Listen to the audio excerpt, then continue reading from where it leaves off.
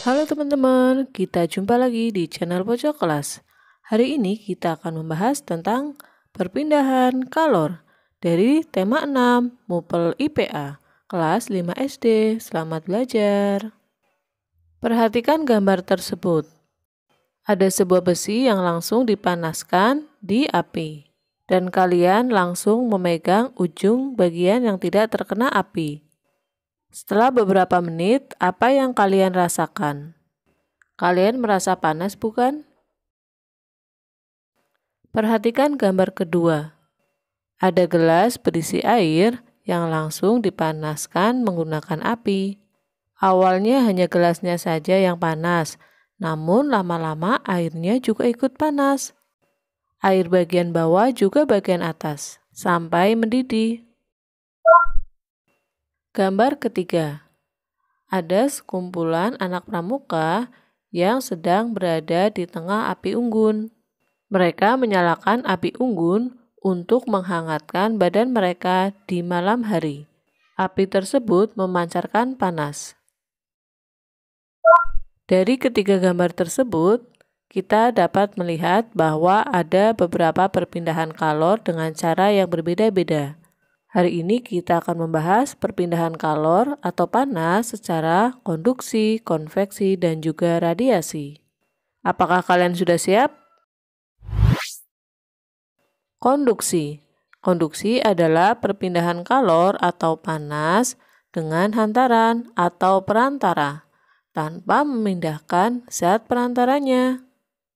Contohnya ketika kalian memanaskan batang besi langsung ke dalam api. Lihatlah contoh berikut. Ada batang besi yang kita panaskan lewat api. Panas tersebut nanti akan merambat sampai ke tangan kita. Untuk itu, kita harus memakai kain agar panas tersebut tidak sampai ke tangan kita. Percobaan kedua adalah ketika ada gelas yang berisi dengan air panas dan kalian beri sendok yang terbuat dari logam atau besi, kemudian taruhlah di sana. Awalnya hanya air yang ada di dalam gelas yang panas, namun lama-kelamaan sendok itu juga akan terasa panas. Jadi sendok itu menghantarkan panas dari air sampai ke sendok dan merata. Jadi perpindahan panas secara konduksi itu seperti teknik estafet. Tanpa berpindah tempat, panas itu lama-lama akan merambat dari ujung satu ke ujung yang lainnya. Itulah konduksi, perpindahan panas dengan hantaran tanpa memindahkan zat perantaranya atau zat hantarannya. Perpindahan kalor atau panas yang kedua adalah konveksi. Konveksi di sini bukan membuat baju ya teman-teman. Konveksi adalah perpindahan kalor dengan hantaran namun disertai dengan perpindahan zat perantaranya. Jadi, zat perantaranya ikut berpindah ketika terkena panas. Berbeda dengan perpindahan kalor yang pertama, yaitu dengan konduksi, menggunakan hantaran tapi tidak memindahkan zat perantaranya. Namun, konveksi di sini mereka juga memindahkan zat perantaranya. Seperti saat kita mendidihkan air. Awalnya, bagian air yang panas hanya bagian bawah saja. Kemudian, ketika terkena panas, bagian bawah lama-lama akan naik ke atas, dan bagian atas yang lebih dingin akan turun ke bawah. Jadi, awalnya air yang tidak panas menjadi panas karena mereka berpindah dari atas ke bawah. Bagian bawah itu tadi adalah bagian yang panas, sehingga panasnya merata.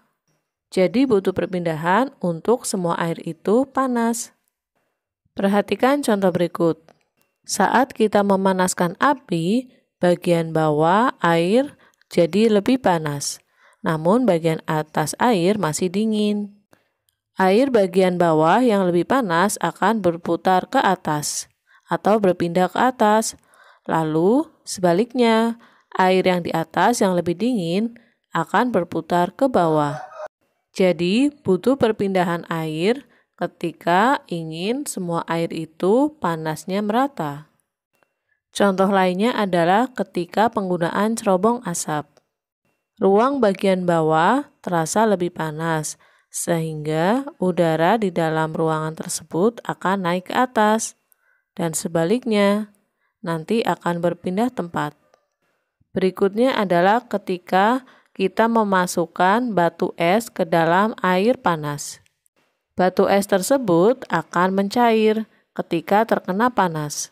Contoh berikutnya adalah terjadinya angin darat dan juga angin laut.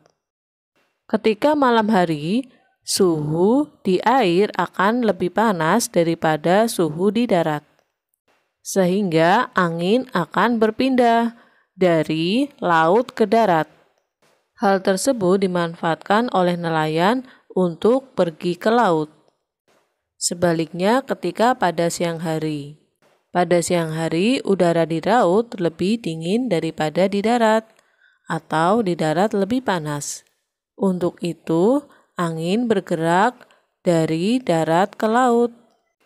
Hal tersebut dimanfaatkan oleh nelayan untuk kembali lagi ke rumah atau ke darat. Itulah beberapa manfaat dari perpindahan kalor secara konveksi, yakni perpindahan melalui hantaran dan juga memindahkan zat perantaranya.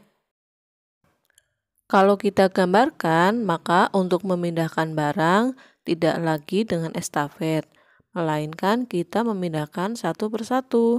Untuk itu harus berpindah tempat.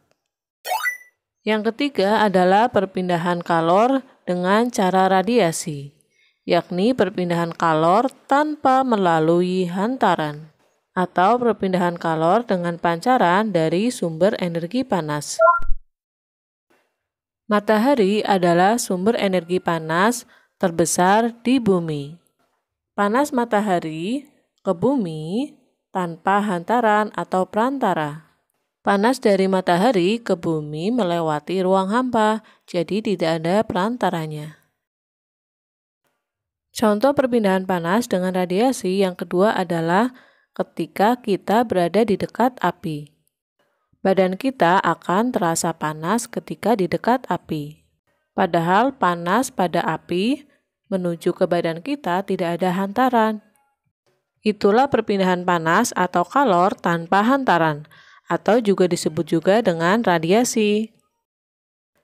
Dari penjelasan tadi, ada 3 jenis perpindahan kalor atau panas, yaitu dengan cara konduksi, konveksi, dan juga dengan radiasi. Di pembelajaran berikutnya, kita akan belajar tentang konduktor dan juga isolator. Sampai di sini dulu untuk pembelajaran hari ini. Sampai jumpa dan jaga kesehatan.